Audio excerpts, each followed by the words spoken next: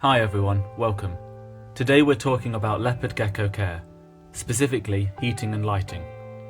Every setup is unique, and while Chusey is my first reptile, I've learnt a lot about what works best for her, and I wanted to share my experience with you.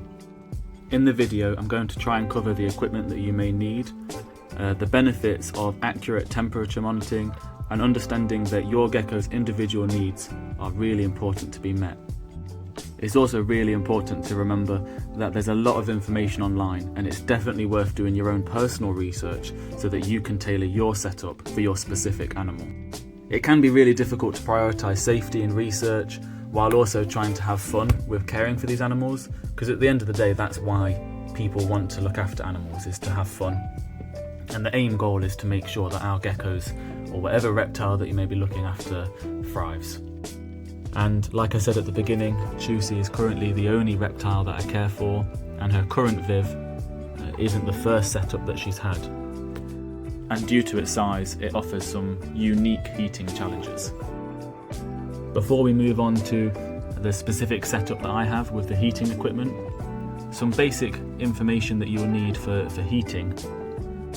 They'll need a basking spot of 30 degrees Celsius to 35, which translates to 90 to 95 Fahrenheit. But they will also need a gradient of temperature, which is why, obviously, the first thing that you need is to look for a thermostat.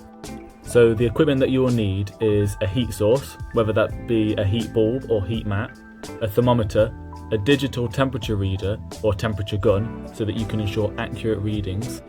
What heat source you use is obviously up to you. There's advantages and disadvantages to both. And although that in this setup I do use a heat mat and bulb, if I had to pick one, it would definitely be the bulb. I'll often see Chusey just basking underneath it for a lot longer than I see her resting near the heat mat. And obviously one good thing about a heat bulb is that it gives off some light, which does lead us on to our next subject, which is basic lighting needs. Obviously you will need a source of light. It doesn't really matter what room you're in. They're in a vivarium. It's good to have something you can use, an LED, to sort of enhance your daytime appearance. And even though leopard geckos aren't always out during the day, I use a UVB bulb. It's 5%. A lot of people encourage it, and I think there's no harm in doing it. It's just the more benefits the better. There's lots of research online that talks about how it helps with calcium processing and vitamins, as well as it helps preventing bone disease. And it's definitely not hurting the animal, so I think it's always worth trying. One good thing that you can also do is simulate a day and night cycle. This is really easy if you do have an LED light as well as a heat bulb. Obviously you just turn it off or lower it during the nighttime hours. And it's the same with the temperature, just lower it slightly at night. Chusey will go to around 20 degrees Celsius. And the benefits really is that Chusey, she comes out sort of between dawn and dusk. She's definitely more responsive at those sort of times. I know it's also when I'm walking around the most, before work and after, so that could be a factor in it as well.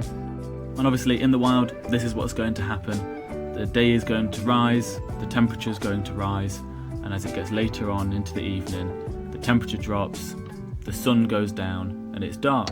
So the animals would be used to this sort of behaviour, obviously, and the benefits just speak for themselves.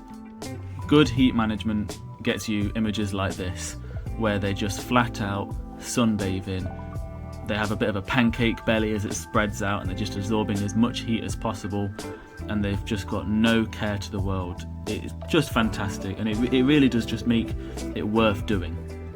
Some things to think about for your setup is making sure that none of your heating sources are exposed. The worst thing you want to do is burn your animal, so if it's a heat bulb, keep it out of the way and obviously in some form of cage. And if it's a heat mat, make sure that the substrate covers it so that it can still heat the Viv but not upset the animal. You know, in good heating, it helps you be able to handle the animal. Look at Chusey now, she's got a big pancake belly again. She's really flattened out, she's just enjoying the company, she just gets to sunbathe. The best things to do are research, fine-tune and observe, and just keep doing that so you can make sure that the animal has the best care possible. I really hope this video has provided you with some valuable insights and some practical tips. Thank you for joining. If you've got any questions, feedback or even advice, please leave it in the comment section below. Thank you for those that have already commented and left some fantastic feedback. It's really nice to hear and see. And of course, if you want to see more gecko and Chusey content, please subscribe, and I'll see you in the next one.